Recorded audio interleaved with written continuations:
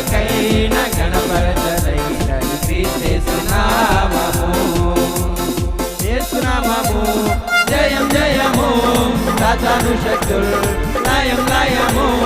యేసు నామము జయం జయము, సాతాను శక్తులు లయం లయము.